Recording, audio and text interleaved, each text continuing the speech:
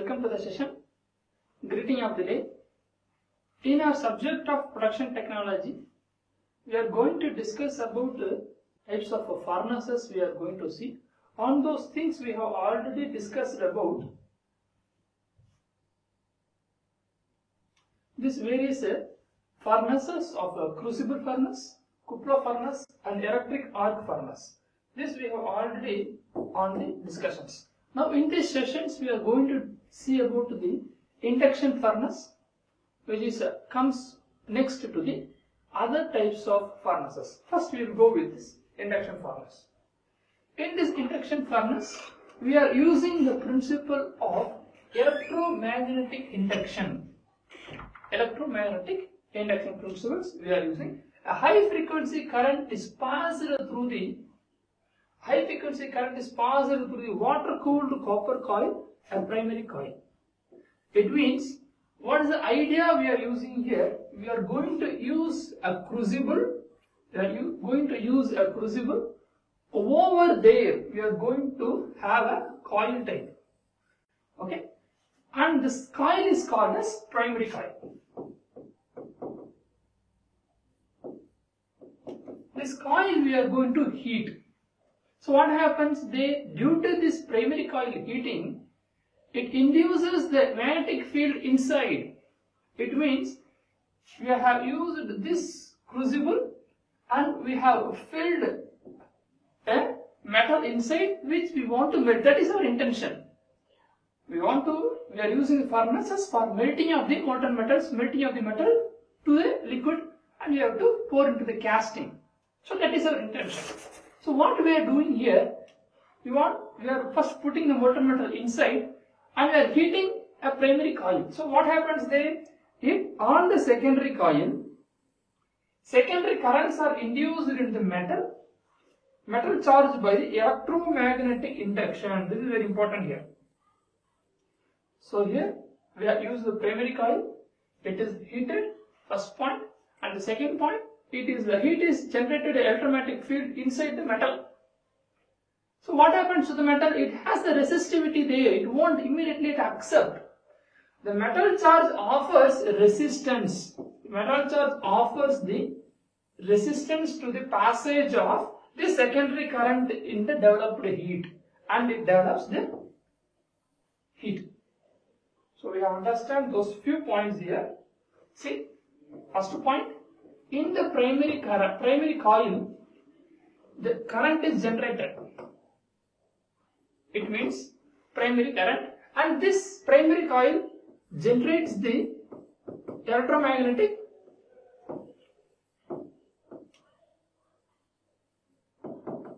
induction. Where? Towards the metal. Where is the metal? Metal we have here. This is the crucible, and we have the metal inside the box. And then what we have did here? The coil is wounded here. Coil is wounded there. So there the primary current is given. It induces the electromagnetic induction inside the metal, but that metal has to absorb. It should have a conductivity, but it has the resistivity. Those resistance resist this primary current.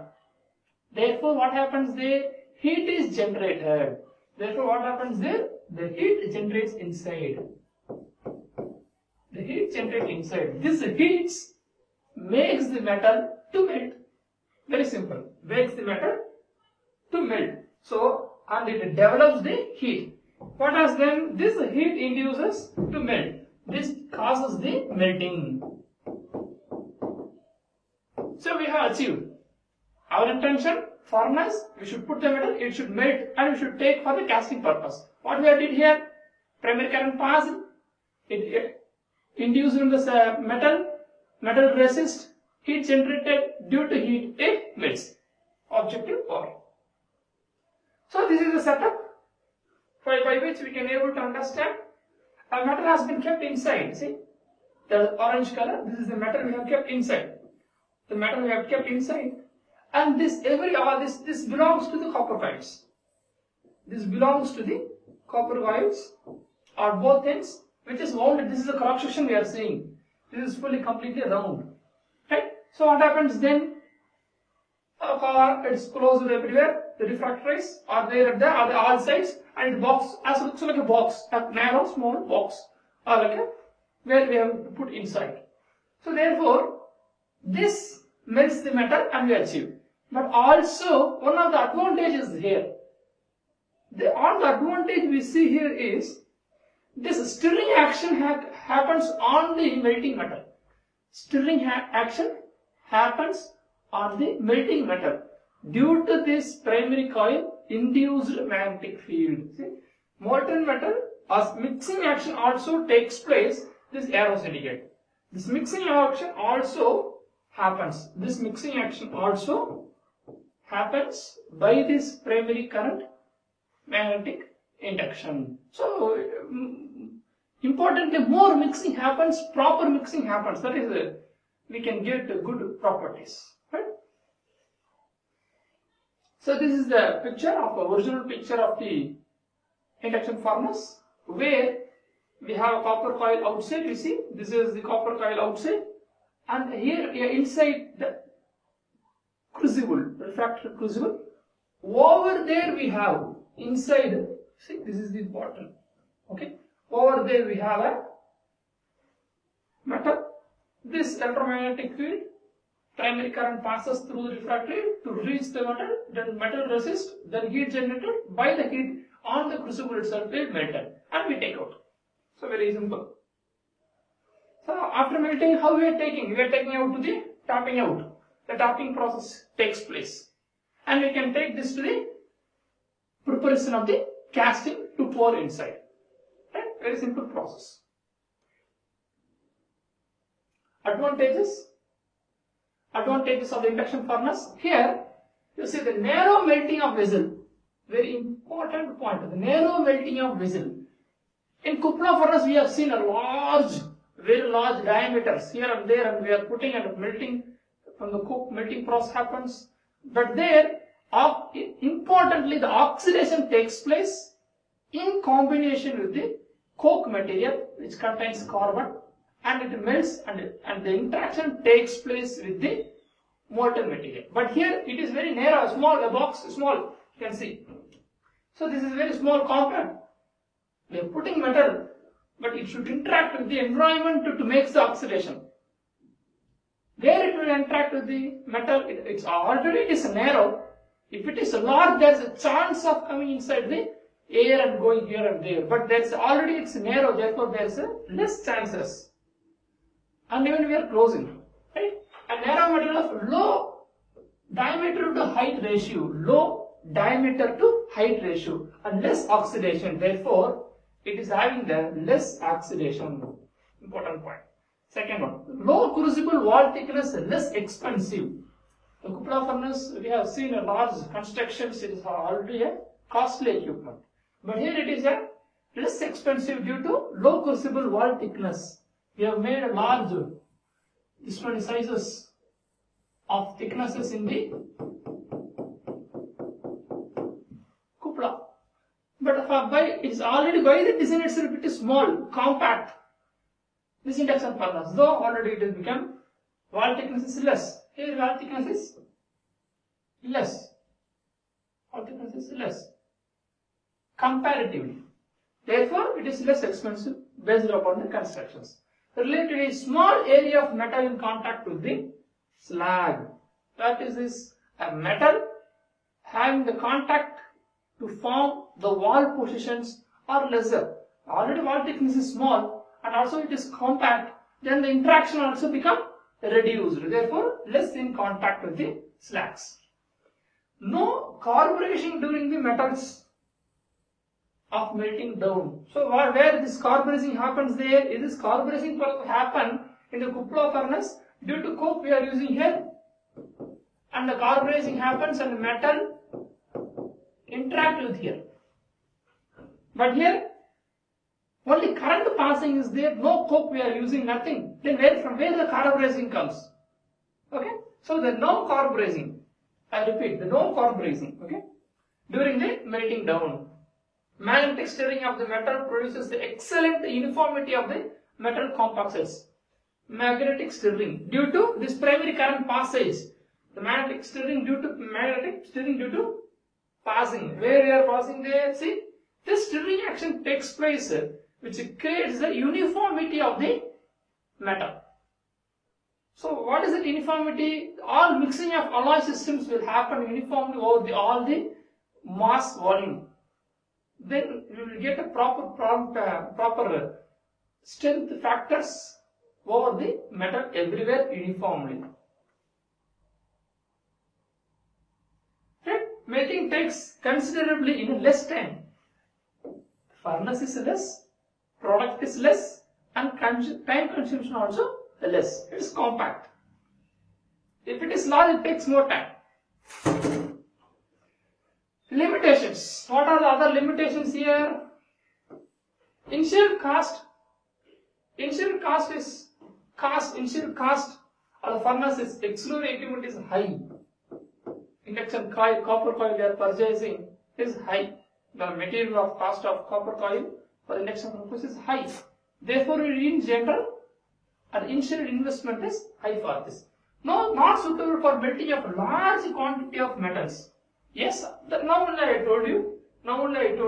The large cupola furnace is large, but this induction furnace is small. Then obviously, large quantity is not possible. Okay. Here we can fill up to here. This is low. Obviously, these are some of the disadvantages of this induction furnace. Now we keep moving towards the other categories of this induction furnaces are low frequency induction furnace, high frequency induction furnace. Low frequency, high frequency, which here we are using high current passage on the both conditions. Here we are passing high current for steel metals and alloy steels. It means high melting points. Here we are using it to melt non-ferrous metals which are having low melting point conditions, low frequency, low current, low heat, easily melting. Low frequency conditions. Here high frequency induction furnaces. Some categories we should know. Low frequency induction furnace, high frequency induction furnace. Right. Next we are going to the next topic of resistance furnace. It works on the principles of resistance element heated. Resistance element heating by passing a high electric current over there. This we have seen in our homes, in our ovens. We have used the ovens here. So oven will be there, and we have our conditions of ovens and a door here. And what we have seen inside it is some coils are there. See, some various coil setup is there. So various coils here and there, some various coils are there. What is this coils? This coil is a heating element. These coils are heated and produce the heat over the material. We have the object. We will have the object here. We will have the object here. We will have the object here. Okay? We will have the object here. This object to be heated. From here, this heating element generated a heat, and this heating will be caused, absorbed by the metal, and is heated. So there is a simple, very simple titanium carbide tungsten electrodes are used. Tungsten electrode carbides, such a high melting temperature resistance material are used there as a coil for heating purpose. Right. The electric furnace, the content what it is. The electric furnace in which heat is developed by the passage of current through the suitable internal resistance. What is the internal resistance? Now only we have seen that element, tungsten carbide element, so that absorbs heat, resists the heat, therefore heat is generated, and that heat is absorbed in the metal. There in the induction, metal itself heat resistant, and that is not possible to absorb that heat is utilized for melting itself.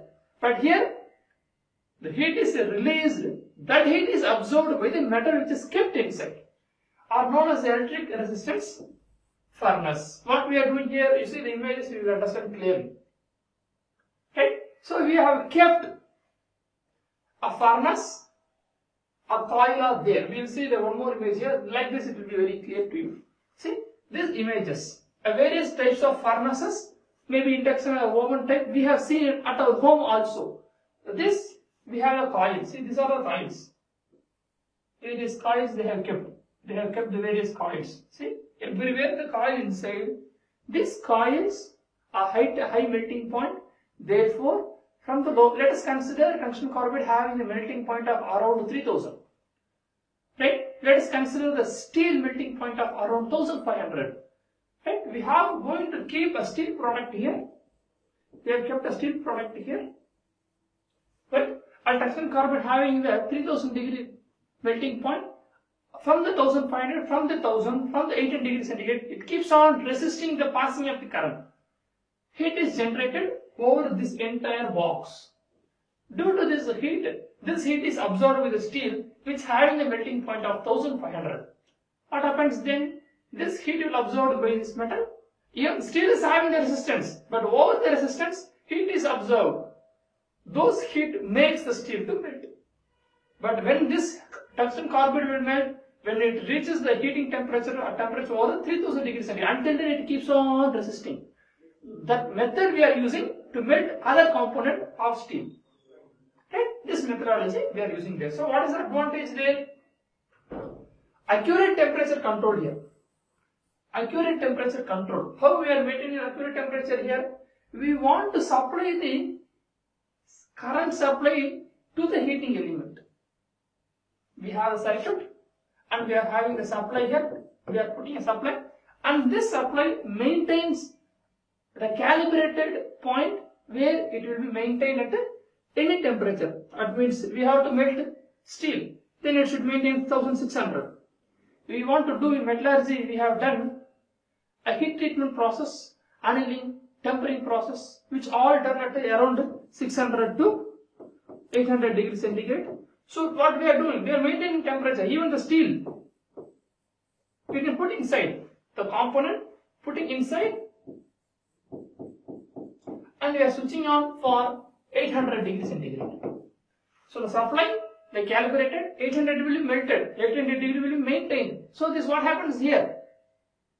The steel will not melt, but its uniform temperature is maintained for the purpose of heat treatment, such as tempering, such as annealing, such as normalizing.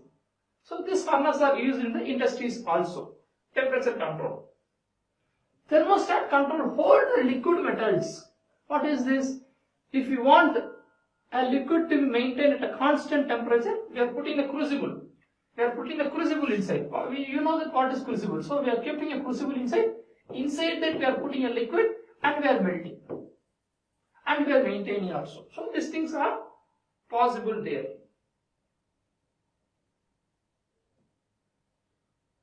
See, a large furnace, an industrial furnace, we have kept a large box here.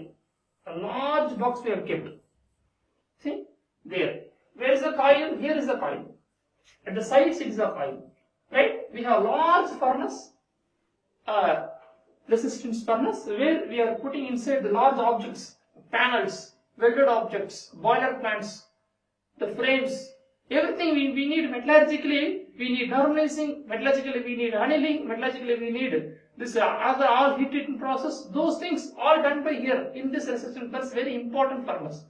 There, for the purpose of casting, we need cupola furnace, all things. But here, for the heat treatment purposes, we need this resistance furnace, very important. Looks simple, but very important. So see, here I think you can able to view this. A person, a small, and see the size of the furnace here. A large type. Door is open and closing here. This door is open and closing. So in such cases we can use the large furnace open, the components kept inside and closed, temperature constant temperature, heat treatment, annealing, normalizing done, and the open and object taken out. Right? Size, I want to compare here, how much large it is. So such other few images here. So these coils, see, the large part where it can be kept inside, the size of the furnaces. Such things during it will be. So what is this red hot condition? The temperature may be around 900 or 1100. The comparative graph is there. You should know the comparative graph, a temperature graph, yellow, normal, white, and dark, red, complete red. Some graph are there. With respect to the colors itself, we can able to identify what is the temperature there. Here maybe the temperature around 1000. This may be a normalizing treatment. It is ready. The furnace is ready. If you are putting an object inside, closing, heat treatment, resistance, annealing, normalizing over, you can take out. Right here, I want to play a video clip here. Welcome to Vexstar Limited. We manufacture and distribute electric furnaces, ovens and many more heat-related products. This is a heat treatment furnace where certified temperature uniformity, speed of operation and recovery time is critical. This furnace has a maximum temperature of 1200 degrees C or 2192 degrees Fahrenheit. It has a paperless digital chart recorder and programmable controller. It also has a pneumatically operated door for speed of operation and minimum heat loss whilst removing parts. It has wire elements top, bottom and sides for an excellent spread of heat as well as fast heat up times. We hope this clip has been interesting, and if you need further information of our product range or want to contact, visit our website at www.vexstar.com.